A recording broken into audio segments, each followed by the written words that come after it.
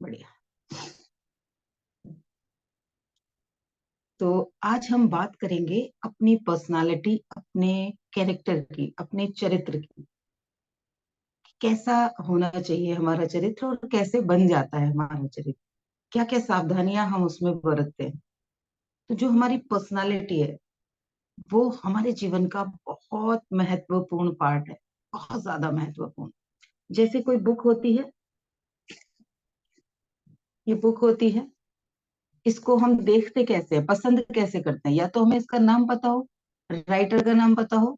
अगर वो कुछ भी ना पता हो और हम किसी स्टॉल पे खड़े हैं और हमें कोई बुक दिखती है, तो उसका जो कवर है उस पर कुछ ऐसा होता है, या तो उसका आउटलुक बड़ा अच्छा सा होता है। खास तौर पे बच्चे तो आउटलुक और कलर वगैरह देख के पसंद कर लेते हैं, लेकिन हम लोग क्या करते हैं, उसका टाइटल जो उस पे लिखा हुआ है क्या वो हमारे काम का है, हम वो सोचते हैं और फिर उस बुक को उठाते हैं। अब अंदर जो लिखा हुआ है वैल्यू तो उसकी है ना, किसकी है वैल्यू? जो उस बुक के अंदर कंटेंट्स लिखे हुए हैं, जो भी कुछ नॉलेज उस बुक के अंदर भरी हुई है। लेकिन कई बार अगर कवर उसका ब्लैंक हो और उस पे कुछ ना लिखा हो, तो बहुत सारे लोगों का उसकी तरफ ध्यान भी नहीं जाएगा। तो जो बुक का कवर है, जो बुक दिख रही है, वो ही हम हैं। हमारे शरीर में भी वैसे ही है। हमारे अंदर जो कंटेंट्स हैं वो इंसान को बाद में दिखेंगे। पहले हम कैसे दिख रहे हैं, वो हम कैसे बिहेव कर रहे हैं, हम कैसे चल रहे हैं, हम कैसे चीजों को छू रहे हैं। हम पेन उठा रहे हैं तो हम ऐसे फेंक रहे हैं, या पेन पेन को उठा के सलीके से रख रहे हैं। दरवाजा धैर्य से खोल रहे हैं या दरवाजा सहजता से खोल रहे हैं। ये सब हमारी एक्टिविटीज हैं जो लोगों की नोटिस में आती हैं। हम कहीं पर चल रहे हैं तो संतुलित होकर चल रहे हैं। जहां तेज चलने की जरूरत है वहां हम तेज चल रहे हैं क्या? जहां हमें बहुत शांति से निकलना है, सब शांत हैं, सब प्रेम से चल रहे हैं, वहां हम हड़बड़ बड़बड़ करते हुए ऐसे जाएंगे तो क्या होगा? पूरा माहौल खराब हो जाएगा वहां का। तो हम कैसे, किस जगह पे रेस्पॉन्स करते हैं, कैसे हम दिख रहे होते हैं, कैसे हम बोल रहे होते हैं। कहते ना, उसने बस देखने में तो बहुत प्यारी लग रही थी, लेकिन जब जुबान खोली तो असलियत पता चल गई। बोलते हैं ना कुछ लोगों के बारे में लोग ऐसे। तो वो जो कवर है, जैसे एक बुक का कवर है वैसे ही हमारा कवर है।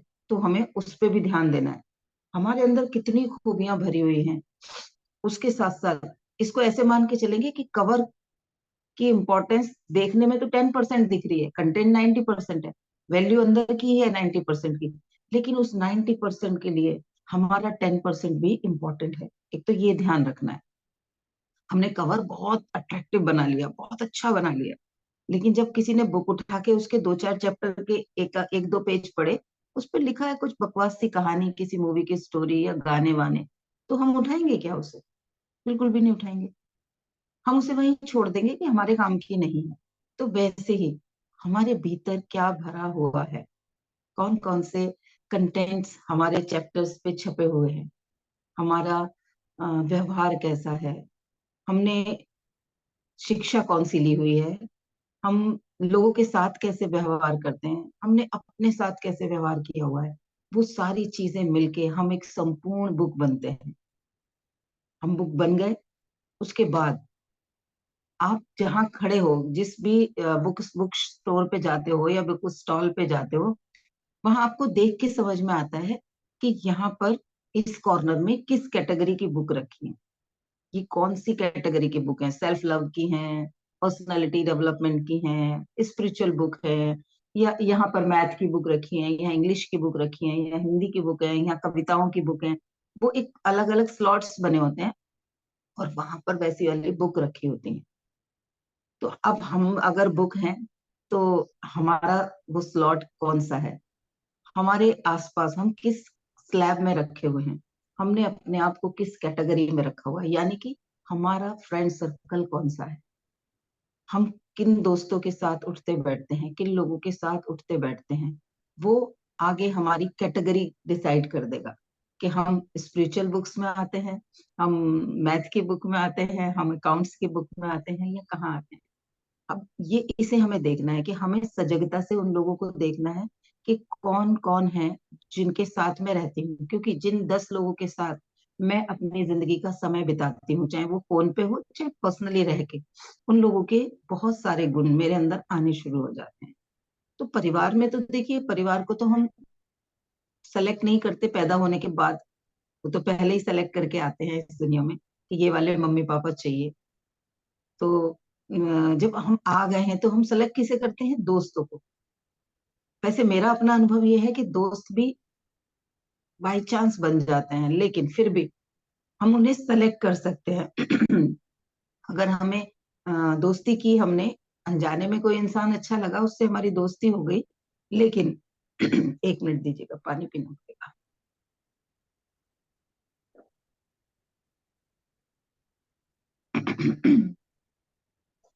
हमें समझ आ रहा है कि वो हमारे लक्ष्य के खिलाफ है, क्योंकि हम इंडिविजुअल हैं लेकिन हमारा अपना कुछ लक्ष्य होगा ना।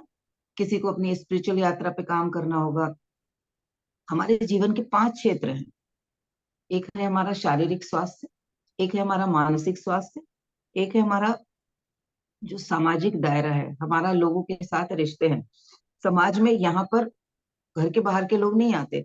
मेरे शरीर के बाद जो भी मेरा पहला सर्कल हो गया, मैं, मेरा शरीर, ये वो बिल्कुल केंद्र बिंदु है।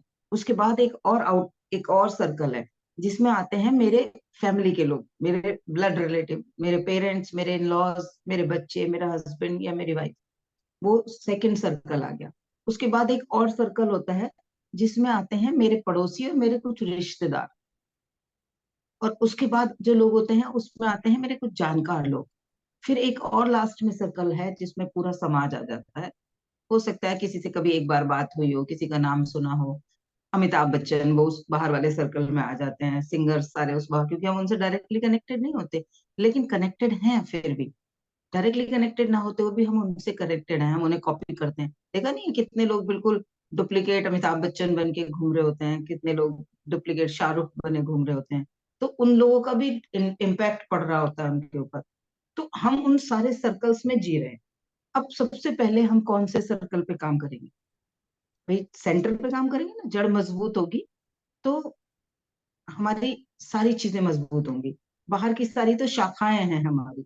तो हमारा जो जड़ है, यानी कि हमारी जो नींव है, वो हमारे जीवन में 90% इम्पोर्टेंस रखती है। हमारा जो भी जीवन है वो 90% उस पर टिका होता है। वहां पर क्या गया है, कैसा खाद कैसा पानी वहां गया है। तो उसके लिए हम कुछ चीजें अपने अंदर देखेंगे कि हम उसमें क्या क्या चीजें अपने अंदर देख रहे हैं। हमें कुछ खाने पीने के लिए हम उपवास करते हैं ना, सभी लोग। जब हमें स्वास्थ्य को अच्छा रखना होता है तो हम खाने पीने में कुछ चीजों में उपवास रखते हैं। क्या हम अपने जीवन में कुछ चीजों में उपवास रख रहे हैं क्या? हम अपनी उस नींव को मजबूत बनाने के लिए, जैसे स्वास्थ्य को मजबूत बनाने के लिए हम उपवास रखते हैं, वैसे ही अपनी इस पर्सनालिटी को स्ट्रांग बनाने के लिए, अपने इस व्यक्तित्व को, पर्सनालिटी सिर्फ देखने वाली पर्सनालिटी की बात नहीं कर रही, पूरा जो मेरा व्यक्तित्व है उसे स्ट्रांग बनाने के लिए, उसे पावरफुल और अट्रैक्टिव बनाने के लिए मैं क्या क्या कर सकती हूँ। तो कौन कौन से उपवास हम कर सकते हैं, आज मैं वो आप लोगों से शेयर करूंगी। और मेरे गुरु की एक बुक है, नीव 90। ये बच्चों के लिए है, स्पेशली आप देख रहे होंगे नीव 90 फॉर टीन्स। ऐसे ही हम बड़ों के लिए भी एक बुक आई हुई है इसी टॉपिक पे, जो अभी आज मुझे मिली नहीं है, क्योंकि अभी अचानक से ही मैंने इसका नाम सुना और मुझे याद आया ये बुक तो जानदार है, जीवन को परिवर्तित कर सकती है, तो मैं क्यों ना आज आप लोगों से इसी के ऊपर शेयर करूं। तो इसमें हमें कुछ बनवास करने के लिए कहा गया है। जैसे अभी राम जी के बारे में हम सब इतने एक्साइटेड हैं और कनेक्टेड हैं कि राम जी इतने सालों के जीवित थे, सशरीर थे। तो 14 वर्षों का वनवास किया था उन्होंने, लेकिन अब रामलला 500 वर्षों के ज्यादा से भी ज्यादा के वनवास के बाद अयोध्या पहुंचे हैं। तो क्या हम अपने जीवन में कुछ वनवास ले सकते हैं? वही वनवासों की इसमें बात की गई है कि वनवास यानी कि राइस राइट चॉइस हमारी क्या क्या हो सकती हैं। तो सबसे पहला वनवास इस बुक में बताया गया है, आंखों का वनवास। हम अपनी आंखों से क्या क्या देखते हैं, किन किन चीजों पे हम फोकस करते हैं पूरा दिन, हमें वो सेलेक्ट करना है। उसमें देखना है कि कौन कौन सी चीजें चाहे वो मोबाइल पे है, चाहे इंटरनेट पे है, चाहे टीवी पे देख रहे हैं, चाहे हम आसपास से देख रहे हैं। आंखों से कौन कौन सी ऐसी इंफॉर्मेशन हम अपने भीतर भेज रहे हैं जो हमारे लक्ष्य के खिलाफ है, हमें हमारे लक्ष्य से दूर ले जाएगी। अगर हमारा स्वास्थ्य लक्ष्य है और हम देख रहे हैं रेसिपीज के, वो जो होती हैं वीडियोस, जब दिन भर रेसिपीज की वीडियो देखेंगे तो अंदर से खाने का भी मन करेगा, उठ के जाके बना भी लेंगे और खा भी लेंगे। तो क्या होगा, हमारा वो जो लक्ष्य है वो हमसे थोड़ा दूर हो जाएगा। टेम्पटिंग होंगी चीजें देख देख के, और अंदर से खाने का मन करेगा। ऐसे ही किसी ने एक्सरसाइज का सोचा है और वो देख नहीं रहा, उसे भी एक्सरसाइज देखनी चाहिए, लेकिन वो देख रहा है कुछ और चीजें, रेस्ट देख रहा है, घूमने का देख रहा है, या कुछ और देख रहा है। तो हमें अपनी आंखों के बनवास पे काम करना है कि ऐसी कौन कौन सी चीजें हैं जो हम डेली लाइफ में आंखों के थ्रू अपने अवचेतन मन में भेज रहे हैं। उन चीजों के लिए हमें सजग होना होगा। क्या हम उनसे अपनी इस जड़ को, अपने इस सेंटर वाले पॉइंट्स को, जो हमारा व्यक्तित्व है, उसमें कुछ कंट्रीब्यूट कर रहे हैं, कुछ ऐड कर रहे हैं, या जो हम देख रहे हैं वो अनकॉन्शियसली कुछ नकारात्मक हमारे जीवन में स्टॉल हो रहा है। इस चीज का हम ध्यान रखेंगे। ठीक है, तो पहला वनवास करेंगे हम अपनी आंखों का, कि हम आंखों से क्या कुछ भी देखने लगते हैं क्या। उन चीजों पे, हम कहीं लड़ाई हो रही है तो हम सब कुछ छोड़ के देखने लगते हैं क्या, कौन लड़ रहा है, क्या हो गया, क्यों मारा, किसने मारा, कैसे मारा। अरे हम कुछ नहीं कर सकते उसमें, हम वहां जाके कोई बीच बचाव नहीं कर सकते। कई बार होता है, आप देखो बहुत सारे लोग सिर्फ मजे लेने के लिए देख रहे होते हैं कि दो लोग लड़ रहे हैं, वो दूर से तमाशा देख रहे हैं, हंस रहे हैं, खुश हो रहे हैं, अबे मार दिया उसने, अरे उसने ये कर दिया, कुछ नहीं मिल रहा उनको। लेकिन वहां पे सिर्फ अपनी आंखों को आनंद दे रहे हैं वो, क्योंकि उन्हें उससे आनंद मिल रहा है। तो क्या ऐसा कोई बनवास जो हमें उस समय, उनका तो 15 मिनट वेस्ट हो गया ना। जो मैंने पहले के सेशन में बोला कि जीवन में प्रतिदिन हमें वो अकाउंट मिलता है 84,400 घंटों का, सेकंड्स का। वो आज मिला है और रात तक खत्म हो जाना है। अब रोज अगर आपको आपके पेरेंट्स एक अमाउंट दें और बोले जाओ मार्केट में जाओ और ऐश करके आओ, इससे सब कुछ क्रिएट कर सकते हो, जो जो तुम अपना जीवन बेहतर बनाने के लिए करना चाहते हो, ये पैसे हैं, इन्हें लेके जाओ और मजे से सारी चीजें करके आओ। अब वहां जाके आप ऐसे ही किसी को छिनवा के तो नहीं आ जाओगे उसमें से 1,000, 2,000, 5,000 रुपए। कोई आए और आपके पर्स में से वो पैसे निकाल के चला जाए, आप वो तो नहीं करके आओगे। एक दिन हो गया लापरवाही से कि आपकी किसी ने पॉकेट मार ली, क्या दूसरे दिन जाओगे फिर भी आपकी पॉकेट के लिए आप सजग नहीं होगे क्या? लेकिन पैसे की वैल्यू दिखती है हमें, समय की वैल्यू नहीं दिख रही होती। समय वाली पॉकेट में से दिन में कहाँ कहाँ कौन कौन पॉकेट मार रहा है, हम सजग ही नहीं होते।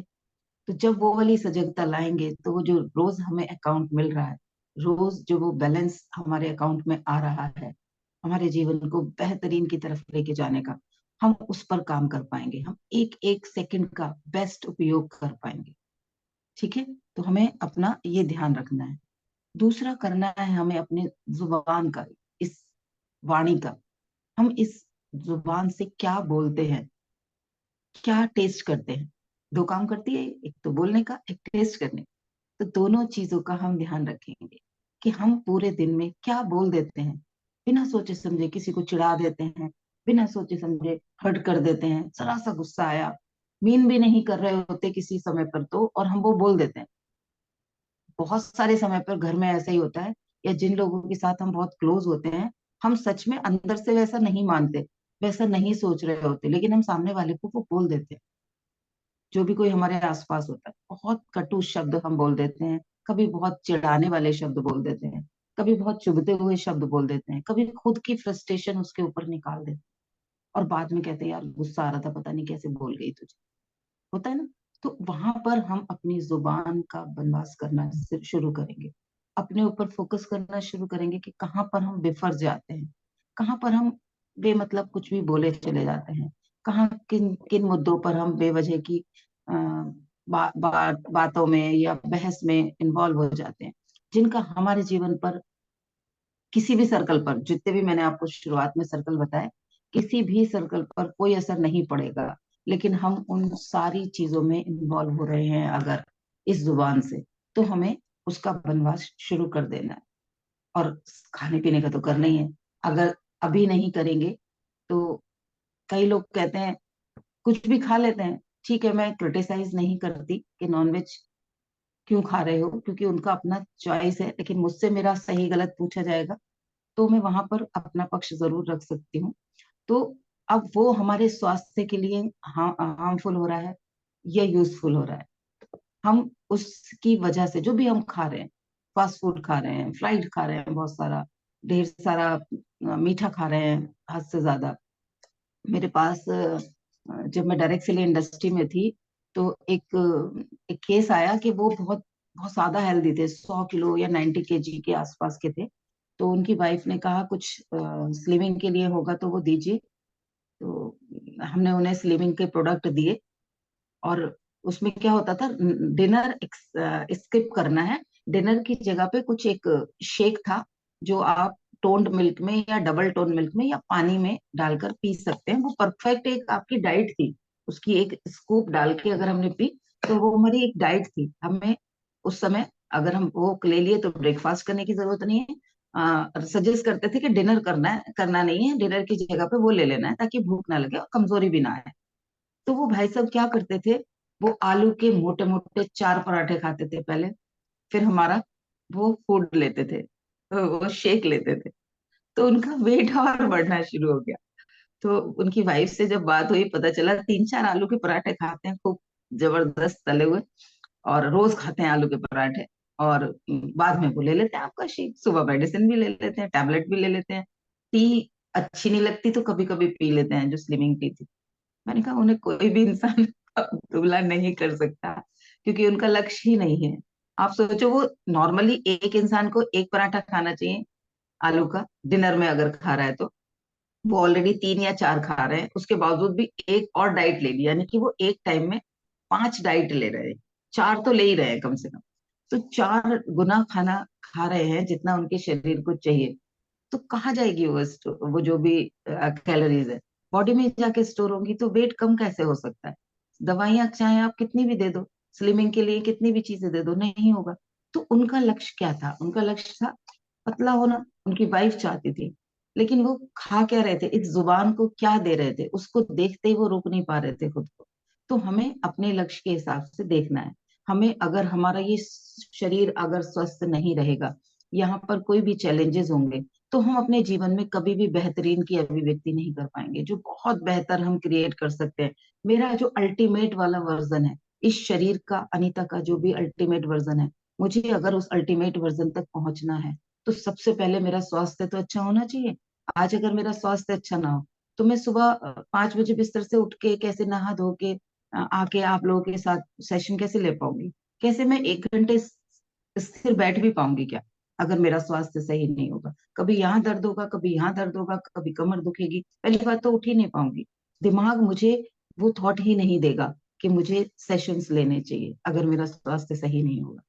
तो हम अपनी जुबान पे सबसे पहले ध्यान रखेंगे कि हम क्या बोल रहे हैं, क्या हम खा रहे हैं, उसका भी हमें उपवास रखना है।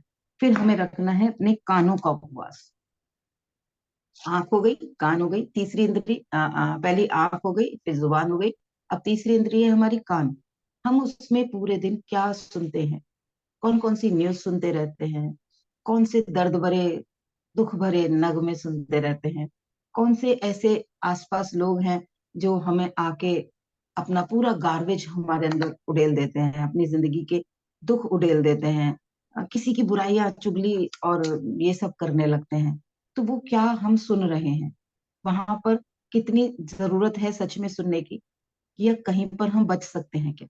न्यूज में हम सेलेक्ट कर सकते हैं कि हम न्यूज कभी सुननी भी है तो सुबह सुबह नहीं सुननी, जबकि ज्यादातर लोग क्या कहते हैं फ्रेश न्यूज तो सुबह ही सुबह है। अरे उनके लिए है फ्रेश न्यूज सुबह सुबह जिन्हें उसके ऊपर कुछ एक्शन लेना है, आपके लिए कुछ नहीं है। हमें कौन सा जाके कहीं पर लड़ना है, या हमारे डिसीजन से कोई सरकार बदल जाएगी कि हम जाएंगे और ये इस गवर्नमेंट ऑफिस का वो रूल बदल जाएगा, या हम जा रहे हैं आज मोर्चा निकालने कि आज ये चीजें बदल जाए। हमें से वो कुछ तो एक्शन करना नहीं है हमें। तो हम वो न्यूज सुन के क्यों अपने अंदर नेगेटिव प्रोग्रामिंग डालें, क्यों हम सुबह सुबह देखें कहाँ क्या एक्सीडेंट हो गया, क्या किसी के साथ गलत हो गया, क्या किसी ने कितनी लूट मचा दी। वो सब नेगेटिव की चीजें जो हम अपने कानों से अपने भीतर जाने देते हैं, हमें उनके लिए सावधान रहना होगा। कोई आया है जो अपना दुख हमारे साथ व्यक्त कर रहा है, हमारा बहुत अपना है, भाई हमारा पहला फर्ज बनता है, हम उसके आउटर सर्कल में आ रहे हैं, तीसरे वाले में या चौथे वाले में या दूसरे वाले में भी हो सकते हैं, तो वो अगर हमसे अपनी परेशानी शेयर कर रहा है तो हमारा फर्ज बनता है हम सुने। लेकिन सुनना किन दो कंडीशन में है। पहली कंडीशन तो ये है कि खुद को प्रोटेक्ट करके सुनना है, उसकी बातों का असर मेरे ऊपर नहीं होगा, मैं ऐसे सुन रही हूँ कि मुझे उसका सोल्यूशन देना है, ना कि ऐसे सुनने लगूं कि मुझे भी अपने दुख, अपने गम, अपनी टेंशन याद आने लगे। अपने आप को शील्ड करना है, सिर्फ मैं इसकी बात सुन रही हूँ इसको सोल्यूशन देने के लिए, अपने मन के अंदर वो क्लैरिटी लानी है। उससे ज्यादा मैं कुछ नहीं कर पाऊंगी, इसके लिए दुखी होकर भी मैं कुछ नहीं कर पाऊंगी, इसके लिए परेशान होकर भी मैं कुछ नहीं कर पाऊंगी। अगर मैं बेस्ट सोल्यूशन कब दे पाऊंगी, जब मैं इस चीज को बाहर से देख रही होंगी, अगर मैं उसमें इन्वॉल्व हो गई, उसी के साथ उसी दुख के अंदर जाके खड़ी हो गई, तो मैं कोई सोल्यूशन दे ही नहीं पाऊंगी। फिर मुझे लगेगा हाय मेरी बच्ची, मेरे बच्चे के साथ कितनी टेंशन चल रही है, अरे वो कैसे जॉब कर रही होगी। सपोज मेरी बेटी ने मुझे कोई टेंशन बताई अपने ऑफिस की, और मैं हाय बच्ची तो बड़ी परेशान हो रही है, हाय कैसे जॉब कर रही होगी, अरे बेटा आजा छोड़ के, कोई जरूरत नहीं है तुझे इतनी टेंशन लेने की, क्या फायदा है ऐसी जॉब की। और उसके बाद में भी मैं बैठी हूँ, रो रही हूँ, परेशान हो रही हूँ, हाय मेरा बच्चा, हाय मेरा बच्चा, हाय मेरा बच्चा, कुछ हो रहा है उससे। वहीं पर जब वो मुझे कुछ परेशानी बता रही है, मैं उसको वो सोल्यूशन दे पाऊं कि बेटा इस चीज को इस एंगल से देखो। वो बॉस आपके साथ अगर इरिटेटिंग कुछ कर रहा है जिससे आप परेशान हो रहे हो, तो आपके लिए वहां पर क्या मैसेज है, आप उसको किस तरीके से बिहेव करो, ताकि कल से या आगे से उसकी ये एक्टिविटीज कम हो जाएं, आपके साथ उसके व्यवहार बदल जाए, आप अपना काम पूरा कर लो। फिर क्योंकि वो भी मेरे साथ स्पिरिचुअल जर्नी पर है, तो मैं वहां से उसको कुछ चीजें बता देती हूँ कि वो मुझे क्या इंडिकेट करा रहा है, वो मुझे क्या याद दिला रहा है, उस पे मनन करो। तो वहां पर क्या होता है, वो बच्ची जितने तनाव में मेरे को फोन कर रही होती है वो रिलैक्स हो जाती है, और 99% केसेस में वो बोलती है थैंक यू मम्मा, अब मुझे दिक्कत नहीं हो रही, अब मैं अच्छे से जाके वो काम करूंगी। वहीं पर अगर मैंने ये सब चीजें नहीं सीखी होती, तो मैं उसको कहती हाय कितनी खराब है तेरी बॉस, कितनी गंदी है, हाय तुझे कैसे ऐसे कैसे कर सकती है, उसको ऐसे बोल, उसको वैसे बोल, मतलब मैं और उसको नेगेटिव कर देती, या उसकी उस विश्वास को कि वो तो बहुत परेशान है, बहुत बेचारी है, उसको और पक्का कर देती। तो हमने सामने वाले की चीजें अगर सुननी है, तो भी अपने उस वनवास वाले चीज को ध्यान रख के सुनना है। हम उन्हें बेस्ट सोल्यूशन दे रहे हैं। अगर कोई चुगली कर रहा है, तो वहां पे तो जितनी जल्दी वहां से हट सकते हो, जितनी जल्दी उस इंसान को भी बोल सकते हो कि अगर हमें किसी से शिकायत है, मुझे अगर रजवंत कौर जी से कोई शिकायत है, तो मैं ज्योति से डिस्कस करूंगी, तो वो शिकायत जिंदगी में कभी खत्म नहीं होगी। अगर मैं चाहती हूँ कि रजवंत जी का मेरे से वो व्यवहार में कुछ परिवर्तन, तो मुझे वो बात डायरेक्टली रजवंत जी से करनी होगी। तो मैं बोल सकती हूँ कि पीछे बात करने से तो कुछ होगा नहीं, क्यों परेशान होके खुद परेशान हो रही हो और मुझे भी बता रही हो। अगर आपको कोई शिकायत है तो आप उस इंसान को बोलो जिससे भी उसको शिकायत है। एक बार दो बार अगर आप किसी से इस तरीके से बात कर लोगे, आगे से वो किसी की बुराई करने के लिए आपके पास नहीं आएगा। हम रस लेके सुन रहे होते हैं, मजे ले लेके सुन रहे होते हैं, तो उसे तो चाहिए कोई ना कोई अपने मन की बात हल्का करने के लिए। तो हमें अपने कानों का ध्यान रखना है, कानों के थ्रू भी हमारे अवचेतन मन में क्या जा रहा है। ठीक है। नेक्स्ट है हमारी स्किन। स्किन हमारा एक और एक इंद्री है, सबसे बड़ी इंद्री है। वो वहां पर कौन कौन से टच हमारे साथ जा रहे हैं, हम क्या क्या छू रहे हैं, कैसी कैसी केमिकल्स हम अपने शरीर पर इस्तेमाल कर रहे हैं, कौन कौन से किस किस किस किस टच को क्या बोलते हैं, स्पर्श, किस किस स्पर्श से हम अपने शरीर को मैसेजेस दे रहे हैं। वहां पर भी सजगता रखनी है, क्या क्या चीजें हैं जो हम इस्तेमाल में ला रहे हैं, क्या क्या चीजें हम छू रहे हैं। और उसके बाद आखिरी एक और जो बनवास है, वो है हमारे गैजेट्स का बनवास। हम पूरे दिन में कौन कौन से इंस्ट्रूमेंट का यूज कर रहे हैं, कौन कौन से गैजेट्स हैं हमारे पास, उनमें से कौन सी चीजें ऐसी हैं। कई बार होता है हमने जैसे मिक्सी है, मिक्सी हमने किस लिए लिए कि बिना मेहनत के चटनी पिस जाए, मसाला पिस जाए, जो भी चीजें हैं वो पिस जाए। लेकिन हमने जैसे मैं हूं, मैं अगर घर में रहती हूँ और मैं अगर उसे सिल पे पीसूं, तो साइंटिफिकली अगर देखा जाए तो जो सिल पे पिसी हुई चटनी होती है और जो मिक्सी में पिसी हुई चटनी होती है, मिक्सी में क्या होता है, वो कटती है, पिसती नहीं है। और कटने की वजह से और उसके अंदर जो गर्माहट पैदा होती है, जो भी हमने उसमें मसाले डाले हैं, जो भी इंग्रेडिएंट्स डाले हैं, उनके न्यूट्रिशन जो वैल्यू होती है वो कम हो जाती है, उसकी हीट की वजह से और कटने की वजह से। वहीं पर जब हम उसे पत्थर पे घिसते हैं, रगड़ते हैं, चटनी की तरह पीसते हैं, तो उसके अंदर के ऑयल रिलीज होते हैं, उन मसालों के अंदर से ऑयल रिलीज होते हैं। और साथ में होती है हमारे कंधों की एक्सरसाइज, हमारे इन हाथों की एक्सरसाइज, जिनसे हम पूरे दिन कोई एक्टिविटी करते ही नहीं है। जो करते हैं वो उस लायक नहीं है। आप ये देखो, पहले की महिलाएं कितना फिजिकल वर्क करती थी। मैं खुद पूरे घर के कपड़े हाथ से धोती थी एक समय पे, हो गई वो बात बहुत पुरानी, 20 साल पहले की। लेकिन 2-3 बकेट भर के कपड़े हम धो लेते थे। आज अगर किसी एक वाइट शर्ट को हाथ से धोना पड़ जाए, कि सारे कपड़ों के साथ नहीं धोती, चलो हाथ से धो देती हूँ, एक सिंगल कपड़ा है, तो उस पे ब्रश रगड़ने में कंधों को पता चलता है, दर्द महसूस होता है, या कुछ किया है, कुछ कर रहे हैं, कुछ ऐसा जो करने का आदत से बाहर है, वो हम हमें पता चलता है। तो वहीं पर अगर हम रेगुलरली कुछ ऐसी चीजें, कि जब जल्दी है तब मिक्सी में पीस लो, जब जल्दी नहीं है, आपके पास समय है, तो सिल पे पीस लो। मुझे पागल बोल देते हैं मेरे परिवार में ही लोग, कि मिक्सी है फिर भी सिल पे पीस रही है, क्या जरूरत है तुझे करने की।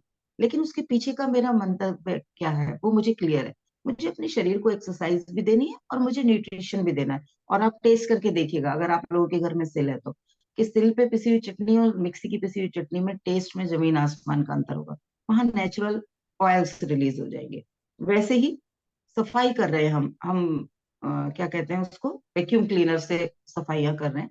आप हफ्ते में 10 दिन में एक बार वैक्यूम क्लीनर यूज कर रहे हो, बहुत अच्छी बात है। लेकिन रोज अगर कर रहे हो तो शरीर को तो कुछ करना नहीं पड़ेगा।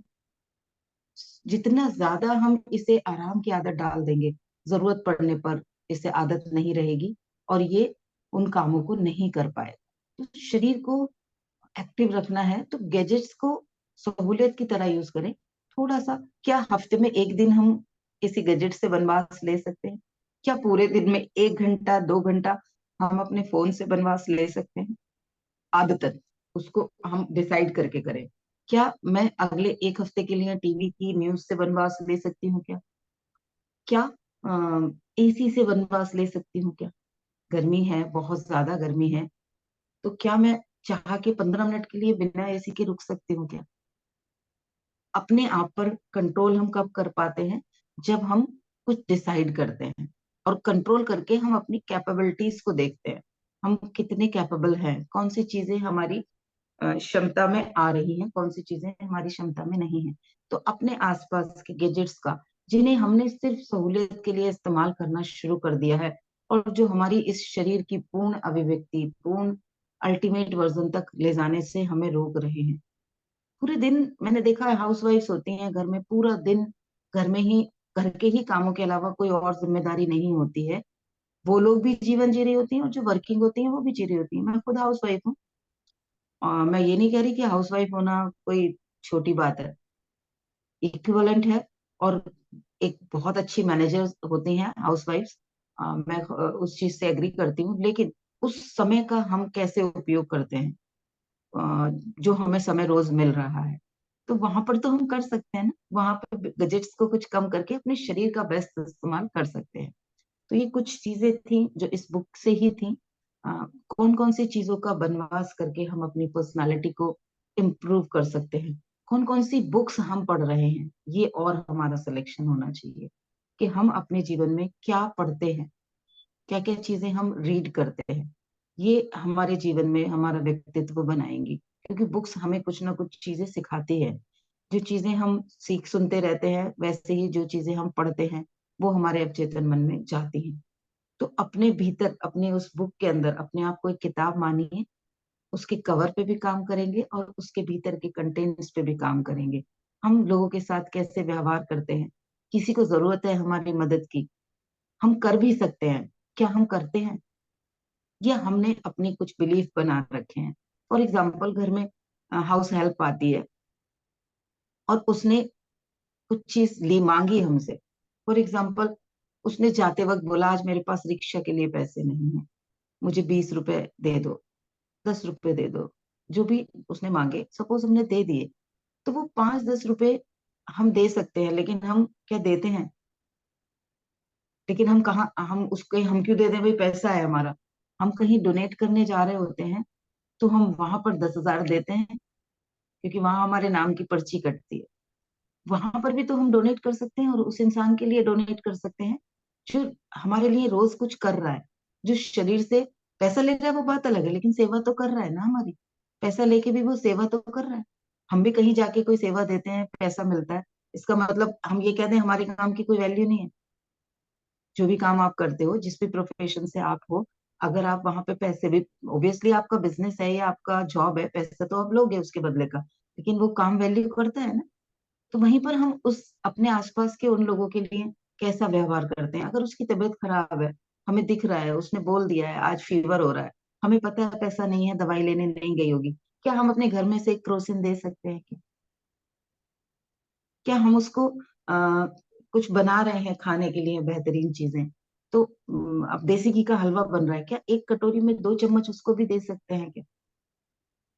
ये छोटी छोटी चीजें होती हैं। हम कैसे अपने से कम वाले लोगों के साथ, हम वहीं पर क्या करते हैं, पड़ोस में कोई रहता है उसको दे के आएंगे, कुछ बेस्ट चीज बनाएंगे, एक जिसको कोई फर्क नहीं पड़ता, वो आमतौर पे अपने घर में भी वो चीजें खाता रहता है, हम वहां दे के आएंगे, क्योंकि वहां क्या हो रहा है, स्टेटस मैच हो रहा है। मैं उसको देती हूँ, वो मुझे दे रही है, कल को उसने कुछ भेजा तो आज मैं भी उसको दे के आऊँ।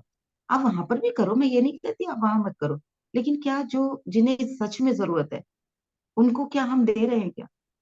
हम पिज्जा मंगाते हैं, वहां हम 1 रुपए की बार्गेनिंग नहीं करते।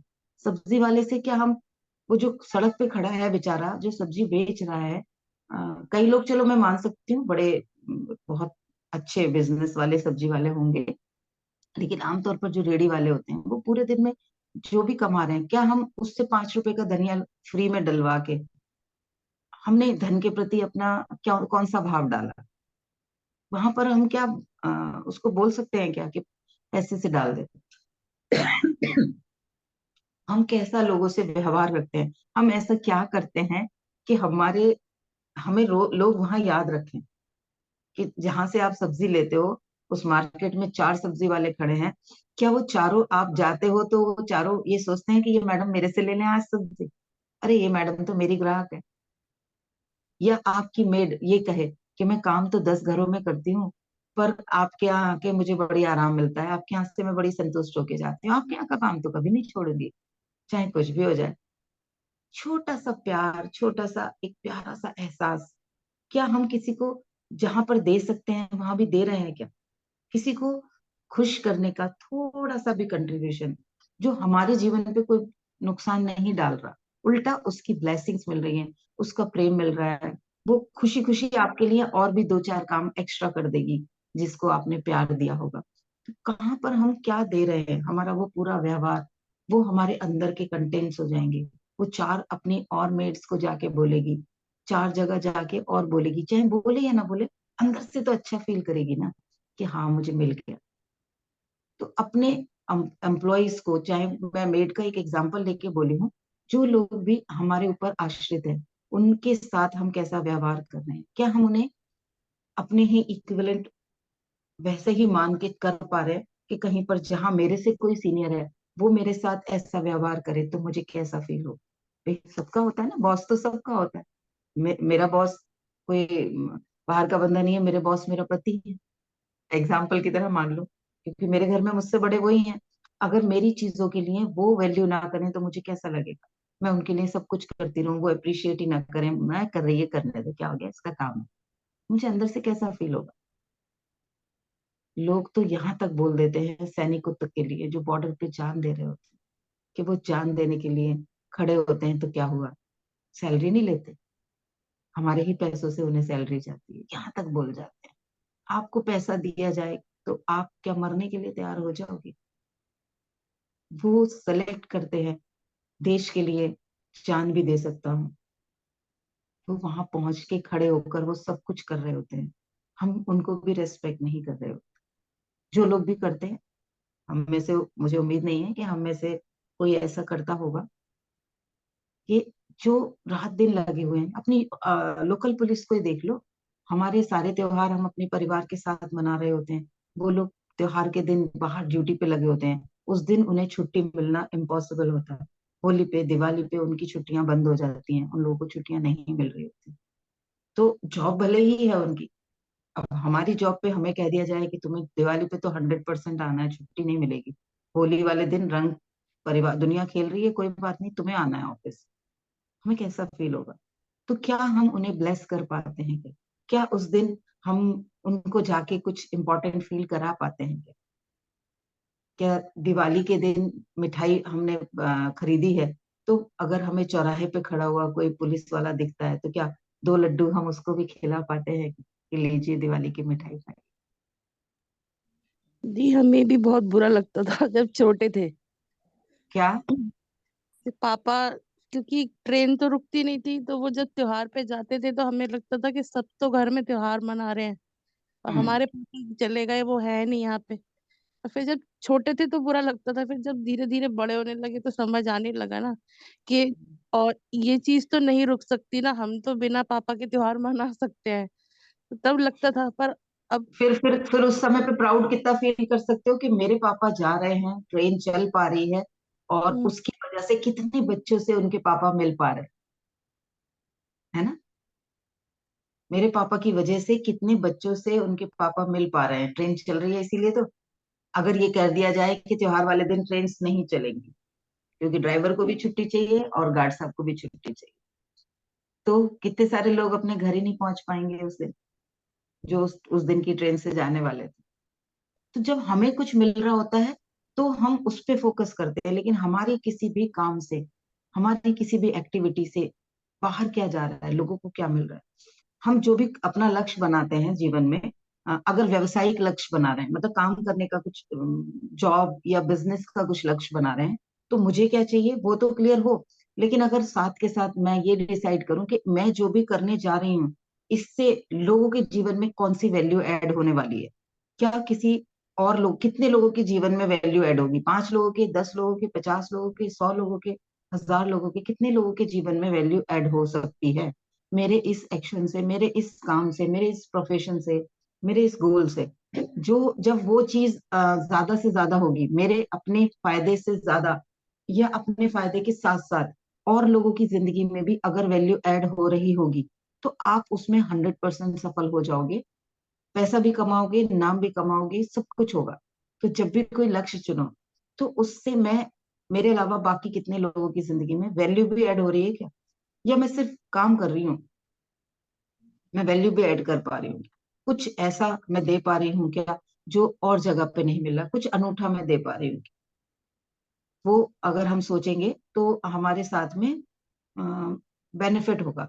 जैसे मेरा, जब मैं प्रोफेशनली अपना बुटीक चलाया करती थी, तो जिस एरिया में मैंने बुटीक खोला था वहां पर एम्ब्रॉयडर कोई नहीं था, सिर्फ स्टिचिंग्स होती थी, एम्ब्रॉयडरी कोई नहीं करता था। मेरा अकेला बुटीक था जहाँ हैंड एम्ब्रॉयडरी भी होती थी और मशीन एम्ब्रॉयडरी भी होती थी।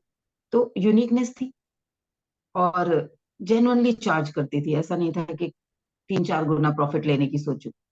तो मेरा बुटीक बंद होने के 8-9 साल बाद तक भी लोग मेरा बुटीक ढूंढते हुए पहुंचते थे कि वो कहाँ शिफ्ट हो गई। क्यों? क्योंकि उन्हें वो मिलता था, वहां कोई और करता ही नहीं था एम्ब्रॉयडरी। तो कौन सी वैल्यू मैं दे रही हूँ लोगों को, वो उनके जीवन में क्या वैल्यू ऐड कर रहा है, वो भी सोचेंगे, तो हमारा जो भी काम है उसमें हमें सक्सेस मिलने के चांसेस बहुत ज्यादा बढ़ जाएंगे।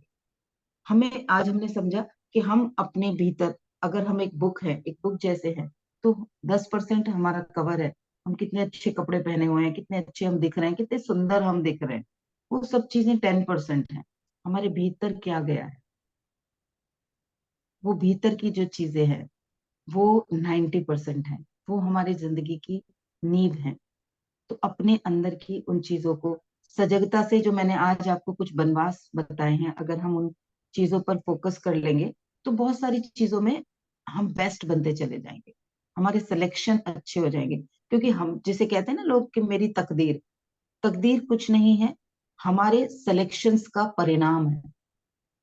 ईश्वर हमें चुनाव करने के लिए मौके देते हैं हर जगह पे, वो चुनने का मौका दे देते हैं, 2-3-4 ऑप्शन हमें दे देते हैं, हम उसमें से क्या सेलेक्ट करते हैं वो हमारा फ्यूचर बना देती है, वो हमारा तकदीर बना देती है। तो जब सिलेक्शन हमारे हाथ में है तो सजग होकर सेलेक्ट कर लेना कि हम क्या सेलेक्ट कर रहे हैं। बस दो चीजें पूछ लें, मेरे जीवन पे इससे क्या परिवर्तन होने वाला है, और इसका दूसरों के जीवन पे भी क्या परिवर्तन आएगा। जब ये दो चीजें हम सोच के सेलेक्ट करेंगे अपने जीवन की चीजों को, तो बहुत बड़ा परिवर्तन आएगा। पहले अपने लिए सोचे, मैं ये खा रही हूँ इसका मेरे जीवन पे क्या परिवर्तन आएगा। मैं 2 घंटे एंटरटेनमेंट के लिए कुछ देख रहे हैं, बहुत अच्छी बात है, आप लाफ्टर देख रहे हो, कोई लाफिंग मूवी देख रहे हो जिससे खुशी आ रही है, एटलीस्ट आपके अंदर वो हार्मोन जनरेट हो रहे हैं जो आपकी बॉडी की इम्यूनिटी को बढ़ाएंगे। जब आप हंस रहे हो आपको एनर्जेटिक करेंगे, आप अपने आगे के काम बहुत अच्छे से कर पाओगे। तो वो देख रहे हो, बहुत अच्छा। दर्द भरे नगमे सुन रहे हो, सर पकड़ के बैठ गए हो, वो अंदर वो केमिकल रिलीज कर लिए आपने, जो दुख वाले केमिकल्स होते हैं, जो आपकी इम्यूनिटी भी खराब करेंगे, आपके शरीर की एनर्जी को डाउन कर देंगे, ताकि आप कुछ एक्शन ही ना ले पाओ। दुख भरे दर्द भरे गीत, दर्द भरे नगमे या दर्द भरी पिक्चर्स देख के आपने कोई मारकाट वाली मूवी देख ली जिसमें बहुत ज्यादा आतंक दिखाया गया है, ठीक है, कुछ मूवीज ऐसी आई हैं जिनसे सोशल अवेयरनेस बढ़ रही है, वो आप उस नजरिए से देखना चाहते हो तो ठीक है, देख सकते हो। देख कर ही थोड़ी समझ में आएगा कि कैसे मारा गया था, कैसे काटा गया था। आपने सुन लिया, समझ लिया, इन्फॉर्मेशन के लिए आ गया। हम अपनी आंखों से वो चीजें अंदर ले गए, हमने अपने अवचेतन में उनकी पिक्चर्स को क्रिएट कर लिया जिसकी हमें जरूरत नहीं थी। हमें उस खून बहते हुए चीजों की जरूरत नहीं थी। आजकल तो सोशल मीडिया की वजह से लोग फोन में पता नहीं क्या क्या भेज देते हैं। बहुत कई बार होता है कि वो थोड़ा सा खुल जाता है, आप सोचो मुझे अभी सोच के अंदर से कुछ हो रहा है, कुछ कोई वीडियो मैंने कभी देख लिया होगा, बात करते करते उस कैटेगरी का याद आते ही कि ऐसे वीडियोस नहीं फॉरवर्ड करने चाहिए। तो हमें सजगता बरतनी होगी, लेकिन हम सजग नहीं है, ठीक है, दूसरा नहीं है, हम हो जाए ना। अगर हम हर इंसान यही सोचेगा वो सजग हो जाए, वो तो है नहीं, 10 के 10 मैं कैसे सजग हूँ, वो 10 भी यही सोच रहे हैं कि ये वाले 10 तो है नहीं, मैं कैसे हो जाऊंगा, मेरे होने से क्या फर्क पड़ेगा। सिर्फ हम अपनी जिम्मेदारी ले लें सभी, तो सारा समाज बदल जाएगा। हम जिम्मेदारी ले लें चीजों की, तो मतलब हम मीन्स मैंने ले ली, मेरे ग्रुप में अभी आप 7 8 लोग या जो भी बैठे हुए हो, या जो लोग भी इन फ्यूचर मेरे इस वीडियो को देखेंगे, वो सब अगर अपनी जिम्मेदारी ले लें तो कितना बड़ा परिवर्तन आ जाएगा। हमें अपनी जिम्मेदारी लेनी है, हमें अपनी जड़ों को मजबूत करना है, हमें अपने व्यक्तित्व में वो चीजें लानी है जो हमारे लिए भी एक पॉजिटिविटी क्रिएट करें, एक ऐसी दुनिया क्रिएट करें जो कुछ क्रिएट कर जाए, कुछ विशाल कर जाए, जो लोगों के जीवन में ऐसी वैल्यू ऐड कर जाए कि हमारे इस जीवन में भी और हमारे जाने के बावजूद भी वो हमें याद करते, उनके जीवन में वैल्यू ऐड होती रहे, ऐसा कुछ तो कर जाए। क्योंकि हम सबको वो शक्ति देख के ईश्वर ने भेजा है, हम सबके भीतर वो ताकत है, वो यूनिक कुछ ना कुछ एक जरूर चीज डाल के भेजी है परमात्मा ने। क्योंकि उसको इतने सारे लोग उसने बनाए, तो सब में उसने कुछ यूनिकनेस डाली है। वो तो इतना बड़ा क्रिएटर है, इतना क्रिएटिव है वो सबके भीतर कुछ ना कुछ अलग क्वालिटी डाल सकता है। हमारे लिए होता है ना, कितने सारे डिजाइन बनाए किसी चीज के, ईश्वर के लिए क्या है, वो देखो ना आप, कितने सारे पौधे उन्होंने बनाए, सारे पौधों के पत्तियों की शेप अलग है, हर पौधे की पत्ती की शेप में कुछ ना कुछ अंतर होगा, चाहे आप अपने आसपास के 100 पौधे जाके देख लो। क्यों, तभी तो आप आइडेंटिफाई कर पाते हो ये नीम है, ये अमरूद है, ये आम है, ये तुलसी है, ये गुलदाउदी है, ये गुलहड़ है। आप कैसे पहचान पाते हो उन पत्तों से कि उनमें कुछ ना कुछ अलग है। किसी के पत्ते अगर सिमिलर है तो उसका फूल अलग होगा, किसी का फूल एक जैसा होगा तो उसकी खुशबू अलग होगी, कुछ ना कुछ उसमें यूनिक डाला हुआ है ईश्वर ने। तो हमारे भीतर का वो जो ये यूनिक यूनिक चीज हमारे भीतर ईश्वर ने डाली है, उसे हम ढूंढ लें और उसको ही हम अपने जीवन में आगे करियर की तरह ले लें, या अपनी अभिव्यक्ति के लिए चुन लें, अपनी अ, लोगों के साथ व्यवहार में उसको यूनिकनेस को यूज करना शुरू कर दें, तो हम भी सेलिब्रिटी बन जाएंगे। ठीक है, तो धन्यवाद रजवन जी, आपने वो शब्द बोला था उस वक्त, तो आज का सेशन आपके उस विचार के बाद शुरू हुआ, तो आपको हृदय से धन्यवाद। आप लोग चाहें तो ऑनलाइन ये बुक मिल जाएगी, बड़ों के लिए है, नीव 90, सरशी की लिखी, और घर में अगर छोटे बच्चे हैं, किसी के बच्चे अभी 5-7 साल से ऊपर की एज के होने शुरू हुए हैं, तो मैं जरूर कहूंगी ये एक ऐसा इन्वेस्टमेंट है। आप अपने बच्चों के लिए इसे ला के रखो, उन्हें पढ़ के सुनाओ। ठीक है। इस बुक से उनको अपने जीवन में बहुत सजगता आएगी, कैसे दोस्त वो सेलेक्ट कर रहे हैं। क्योंकि आ, उनको एक एज आती है जब वो किसी भी दोस्ती में चले जाते हैं, तो कौन से दोस्त वो बना रहे हैं, वो दोस्त उनके जीवन पर क्या इम्पैक्ट डाल रहे हैं, उनका पूरा भविष्य उनके उन सिलेक्शन पे डिपेंड करता है। तो अपने बच्चों को ये बुक जरूर देना, एक ऐसा गिफ्ट होगा जो उनकी पूरी जिंदगी पे इम्पैक्ट डालेगा। तो घर पे जरूर मंगाइएगा आप लोग। इसका इंग्लिश वाला नाम मुझे अभी याद नहीं आ रहा है, शायद इनर 90 है इसका इंग्लिश वाला नाम। इनर 90 है इसका नाम शायद। हाँ, बाकी हिंदी में तो आपको ये नीव 90 के नाम से मिल जाएगी। और जरूर आप लोग पढ़िएगा। मैं आप सभी से सजेस्ट कर सकती हूँ, रिक्वेस्ट कर सकती हूँ। चलिए, अभी मेडिटेट करेंगे सभी लोग, थोड़ी देर बैठेंगे एक आरामदायक मुद्रा में, अपने शरीर को ये बताते हुए कि अब मैं ध्यान के लिए बैठ रही हूँ।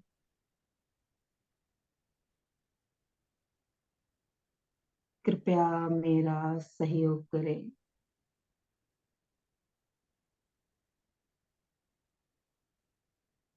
अब अपने ध्यान को अपनी आती जाती सांसों की तरफ लेकर जाएंगे। देखेंगे सांस जो भीतर जा रही है कहाँ तक पहुंच रही है, कितना गहरा पहुंच रही है। छाती तक, पेट तक, या नाभि तक। और हर आती सांस कैसे बाहर आ रही है।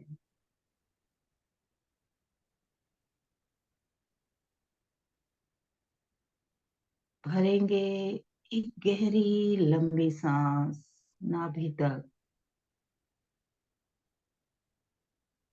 कुछ सेकंड होल्ड करेंगे और बाहर एक्सेल करेंगे पूरी,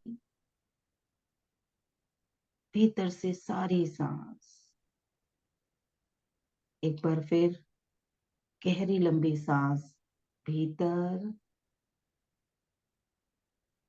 होल्ड, बाहर। फिर से एक बार, कैसे पूरी सांस अंदर भरी, पेट फूला, बाहर। दिन में 5 से 10 मिनट इस तरीके से सांसें लेने की आदत डालें, ताकि ऑक्सीजन पूरी तरह से आपके लंग्स में जाए, लंग्स की एक एक नस नाड़ी का इस्तेमाल हो। जब हम उथली सांसें लेते हैं तो ऑक्सीजन बहुत गहराई तक नहीं जाती। प्रयास करेंगे कुछ देर, जैसे शरीर का व्यायाम करते हैं वैसे ही दिन में अपने लंग्स को ये व्यायाम कराते रहें।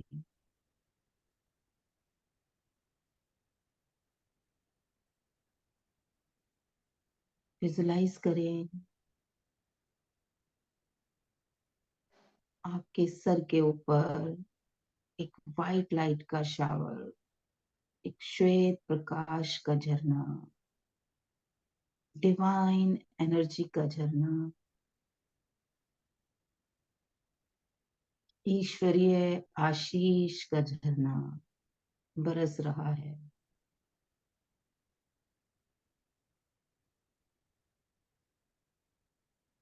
ये झरना भीतर बाहर दोनों तरफ से पूरे शरीर को एनर्जाइज कर रहा है। एक्टिवेट कर रहा है।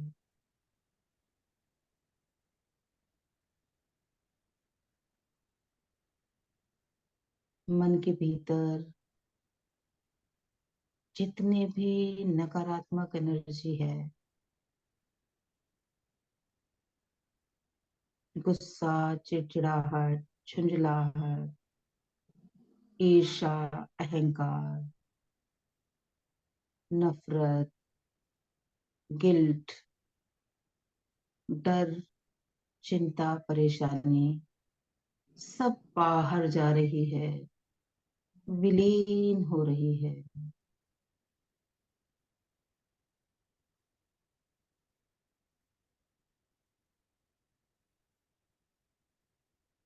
और सारे पॉजिटिव एनर्जी जैसे क्रिएशन, प्रेम, आनंद, कंपैशन, फेथ, सब्र, सब बढ़ रहा है।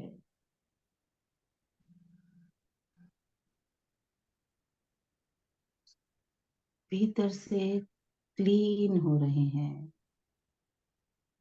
स्वच्छ हो रहे हैं, पवित्र हो रहे हैं। ईश्वरीय गुण जागृत हो रहे हैं।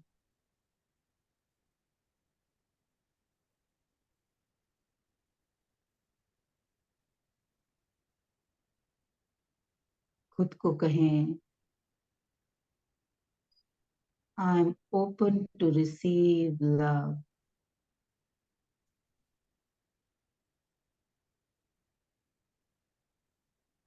I am ready to give love. मैं प्रेम के लिए खुली हूँ और तैयार हूँ प्रेम बांटने के लिए, आनंद बांटने के लिए।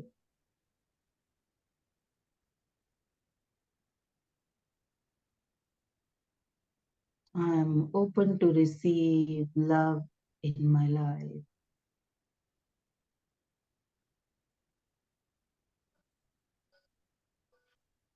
मेरा हृदय प्रेम से भरा हुआ है, आनंद से भरा हुआ है,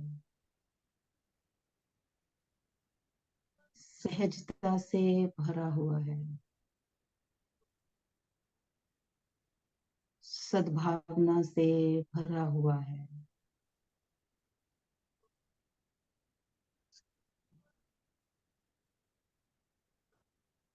मेरे जीवन में प्रेम, आनंद, स्वास्थ्य,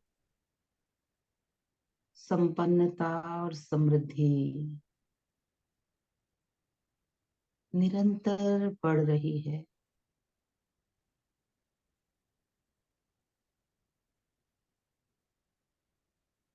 मैं लव मैग्नेट हूँ। मैं हेल्थ मैग्नेट हूँ। मैं मनी मैग्नेट हूँ। मैं बेस्ट रिलेशंस की मैग्नेट हूँ। मैं अपॉर्चुनिटी मैग्नेट हूँ।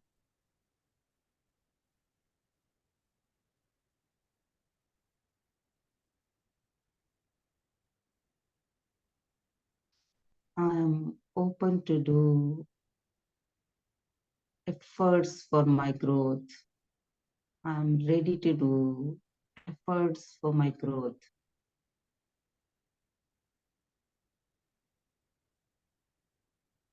जीवन के सभी क्षेत्रों में ग्रो करने के लिए मैं तैयार हूँ। मेरा मानसिक स्वास्थ्य मेरी जिम्मेदारी है। मैं सजग हूँ मेरे भीतर कौन से भाव फ्रीली आ रहे हैं और जा रहे हैं।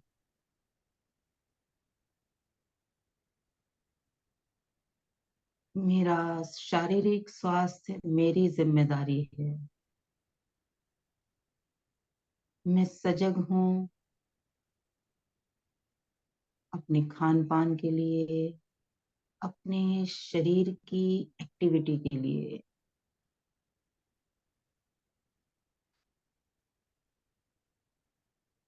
मेरे रिश्ते मेरी जिम्मेदारी है।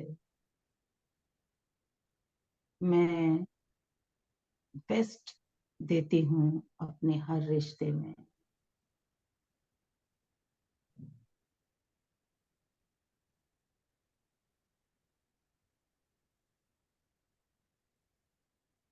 मेरी आर्थिक जीवन, मेरा धन, फाइनेंस मेरी जिम्मेदारी है।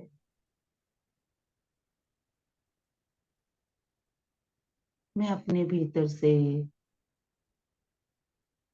धन के सभी नकारात्मक बिलीफ विलीन कर रही हूँ। I am open to learn psychology of money. I am ready to learn richness beliefs.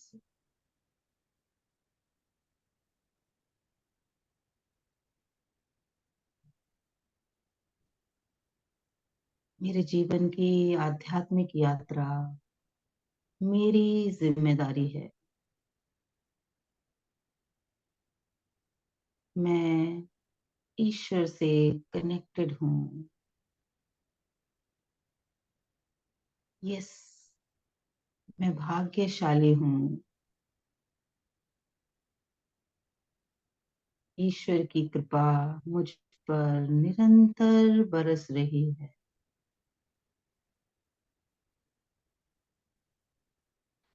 ईश्वरीय गाइडेंस मुझे निरंतर मिल रही है।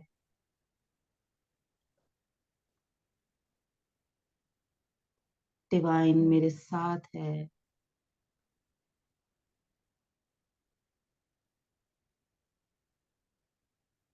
निरंतर मैं और ज्यादा कनेक्टेड फील करती हूँ।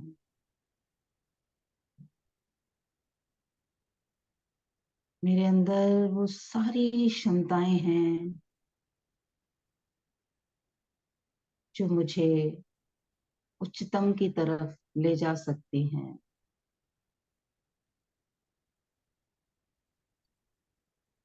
I am ready to learn anything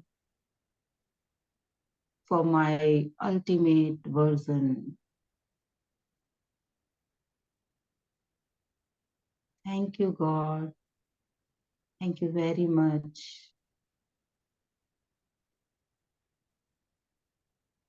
thank you मुझे जगाने के लिए। थैंक यू हर दिन मुझे नए रिमाइंडर देने के लिए। थैंक यू मुझे नए रास्ते दिखाने के लिए।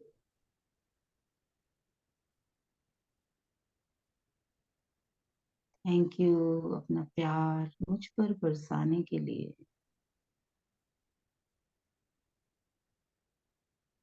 Thank you very much.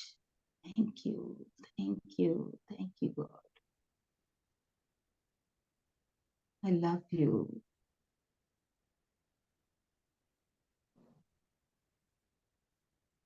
Thank you. Thank you. Thank you. I am so blessed. I am so blessed. I am so blessed.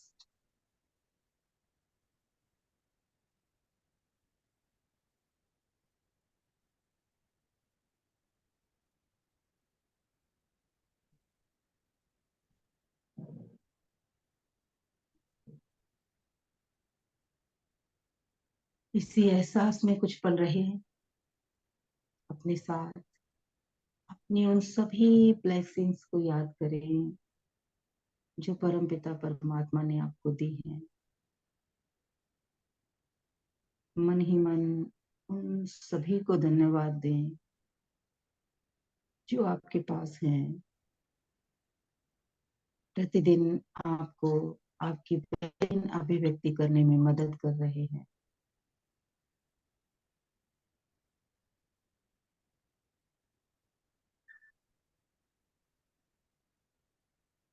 इसी भाव में रहते हुए दोनों हाथों की उंगलियां हिलाकर आपस में रगड़ें, एक ऊर्जा उत्पन्न करें, वापस चेतना में आएंगे और इसकी ऊर्जा को अपने पूरे शरीर पर ट्रांसफर करें।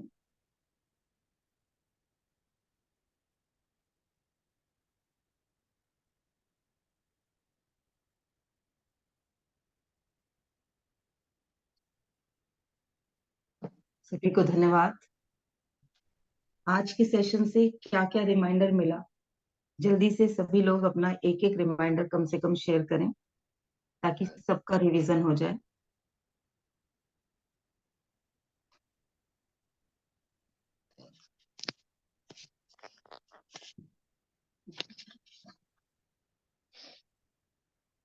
जी, कौन शेयर कर रहा है सबसे पहले? Good morning all of you. Madam good morning. जी, गुड मेरी मॉर्निंग। क्वेश्चन, हाँ, तो मैं रिमाइंडर की जहाँ तक बात है, मुझे सारे ही रिमाइंडर बिल्कुल सही लगे। कि हम इन बातों को ध्यान ही नहीं देते हैं। जी, ये रिमाइंडर से हम रिसीव करते रहते हैं सब चीजें। तो मुझे आंखों के रिमाइंडर के बारे में ज्यादा फोकस करना है, क्योंकि हम जो सोच रहे हैं क्या वही काम कर रहे हैं कि नहीं कर रहे हैं। इसलिए आंखों का रिमाइंडर सबसे महत्वपूर्ण है और सबसे ज्यादा जरूरी है मेरे हिसाब से। तो मैं चाहूंगी कि अपने मैं एक जो उपवास वाली बात आपने बोली, तो मैं उपवास तो मैं रखती हूँ। मोबाइल गैजेट का उपवास में रखती हूँ। ये मेरे मतलब शेड्यूल में है मेरे, कि मुझे एक हफ्ते में एक दिन मोबाइल नहीं छूना, तो फिर मैं नहीं छूती हूँ उसको।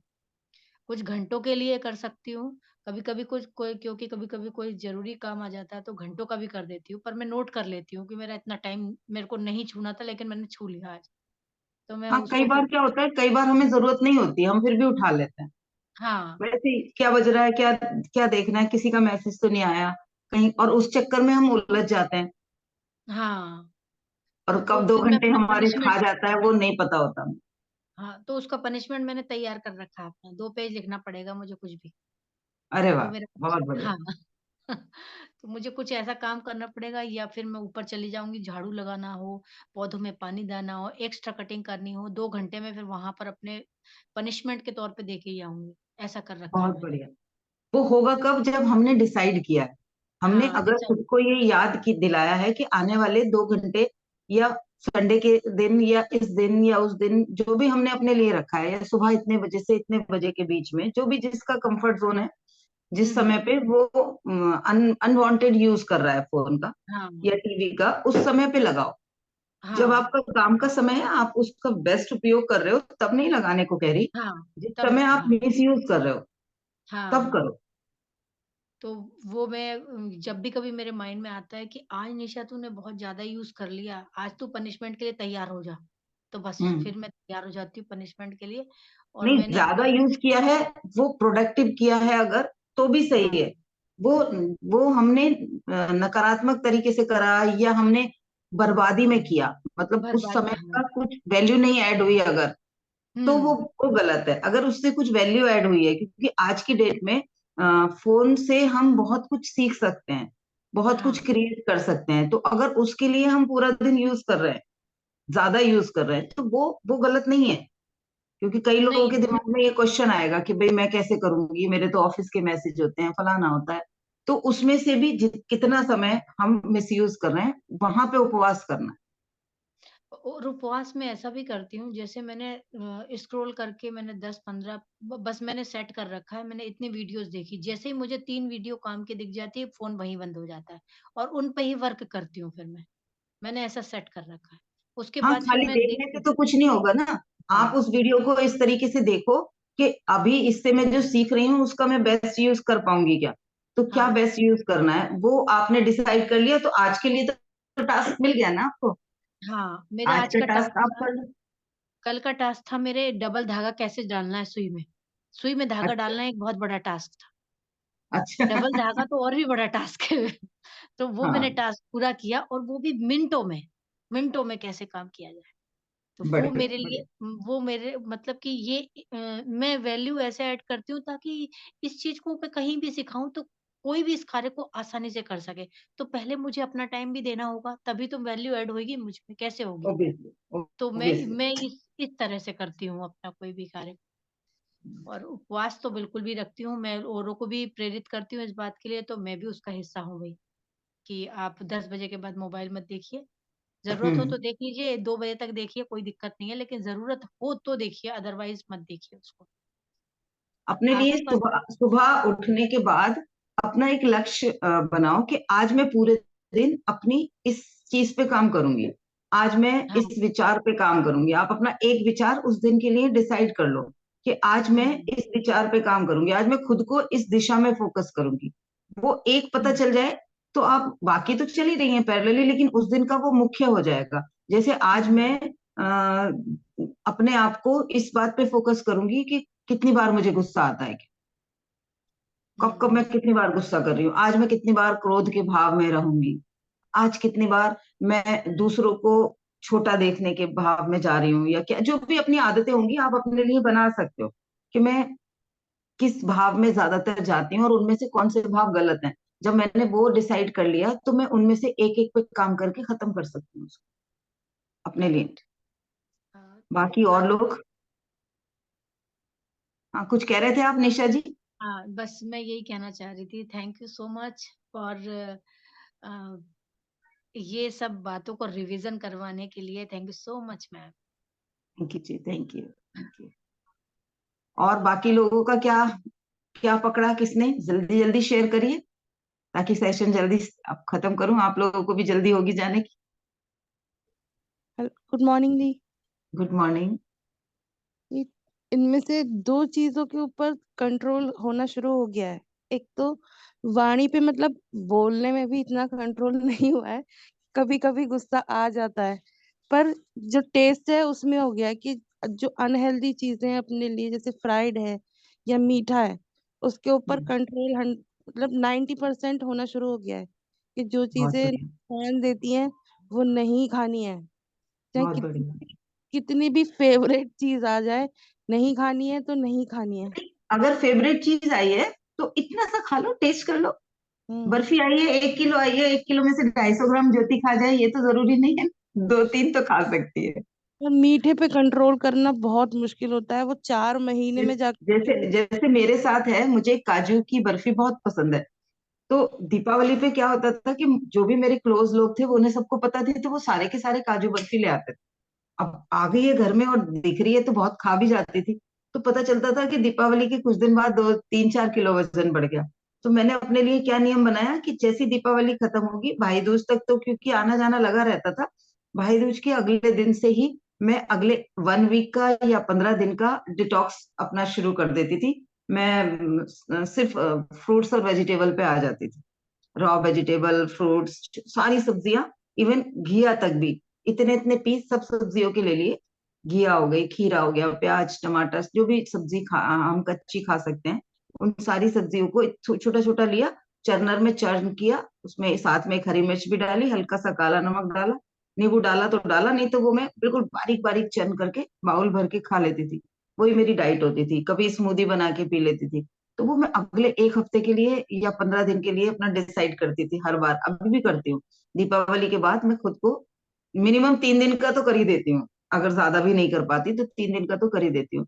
तो बॉडी भी डिटॉक्स हो जाती है। पिछले इतने सारे त्योहारों में 10-12 दिन चल रही होती है, खूब उल्टा सीधा खाया जाता है ना करते करते भी, वो भी डिटॉक्स हो जाता है। और उतने दिन के लिए वो तब तक घर वाले चट कर जाते हैं काजू बर्फी। मेरा मतलब खाती नहीं हूँ, बच्चे मेरे मुंह के आगे से लेके जाते हैं ऐसे दिखाते हुए। बिल्कुल, मैंने कहा अब तो बस डिसीजन ले लिया है तो अब तुम कितना ही चाहे मुंह के अंदर भी डालोगे तो भी थूक दूंगी, नहीं खाना तो नहीं खाना। और तो एक हमारा सुनने अपने ऊपर वो कंट्रोल हर चीज में आ जाए तो मजा आ जाए।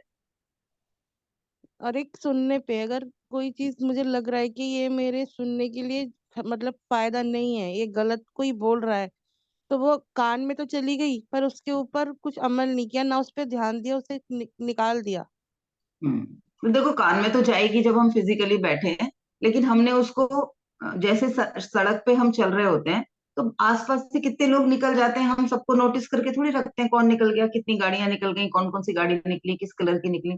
जैसे वो निकलती रहती है अनअवेयरनेस के साथ, हम उन पे ध्यान नहीं देते, वैसे ही उन बातों को हम जाने देंगे, उन्हें नोटिस नहीं करेंगे तो वो चुपचाप निकल जाएंगी वो बातें, हमारा ध्यान भी नहीं जाएगा। और नेक्स्ट कौन शेयर करेगा? सबसे ज्यादा मुश्किल काम होता है अपनी जीभ के ऊपर कंट्रोल करना। अगर वो आ गया ना तो फिर कुछ भी कर सकते हैं। मैंने एक एक करके अपनी सारी इंद्रियों पे किया है, एक साथ नहीं होता, एक एक करके सारी इंद्रियों पे काम करना होता है तो हो जाता है।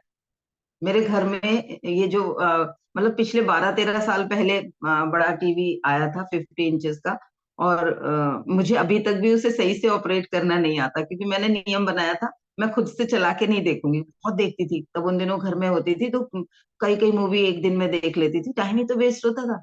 वो बात अलग है, मैं उसे देखते देखते कुछ क्रिएटिव भी कर रही होती थी, निटिंग विटिंग कुछ ना कुछ कर रही होती थी साथ में। खाली टीवी नहीं देखती मैं कभी भी, टीवी देखते देखते मैं कुछ ना कुछ क्रिएटिव करती रहती हूँ, चाहे मैं कुछ भी करूँ। तो भी मैम मुझे मैं लगता था मैं कि आपको यहाँ पर ये 2 मिनट के लिए ब्रेक वो माफी चाहूंगी कि मैंने तो रूल ही बनाया है अपने घर का कि टीवी कोई खाली देखेगा ही नहीं, जो भी देखेगा मटर छिलेगा। तो उसको तो उसको मटर छीलना ही पड़ता है मैम। टीवी खुली और मटर 5 किलो सामने रखी हुई है, और वो टीवी खुली और मटर छीलना ही है उसको। मेरे घर में मटर ज्यादा नहीं खाई जा सकती तो चाट जाती, इसलिए मैं नहीं छिलवा सकती, लेकिन मैं कुछ ना कुछ बोल देती हाँ, हूँ, कुछ ना कुछ मैं खुद नहीं, तो करती हूँ, बाकी कोई करे ना करे।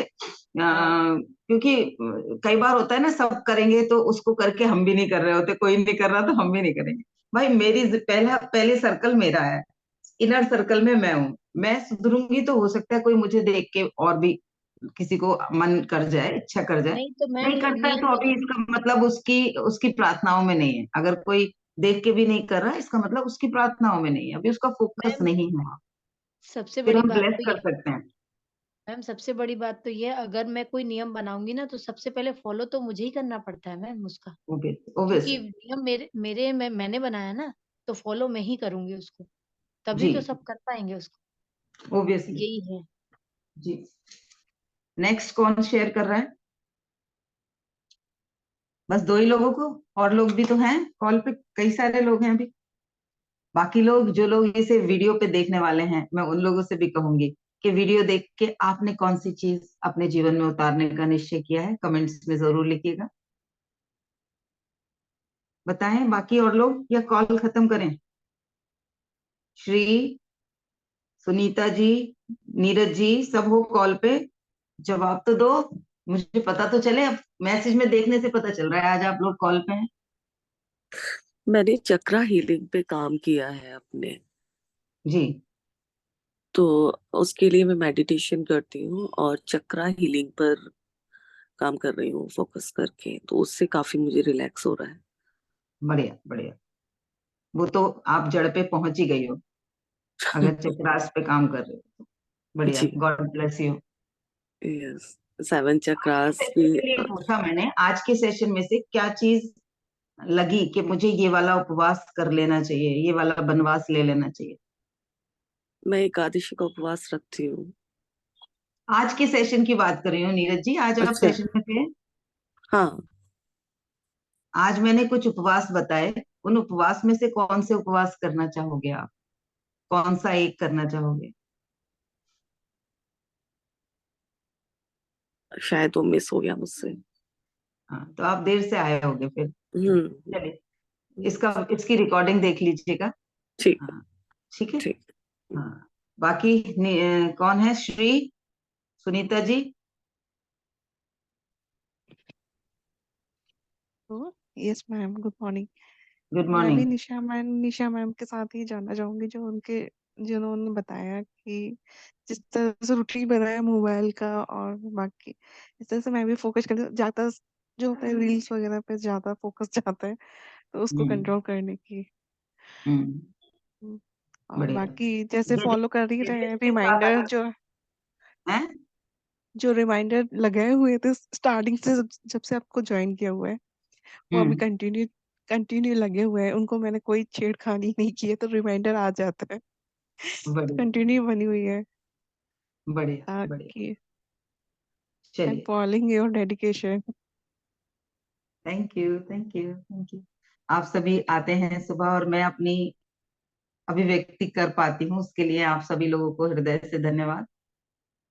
मिलते हैं कल सुबह फिर 7 बजे के सेशन में। Thank you very much to all of you. God bless you, lots of love. Thank you. Thank you very much to ma'am, आपका दिन मंगलमय हो। धन्यवाद जी, धन्यवाद।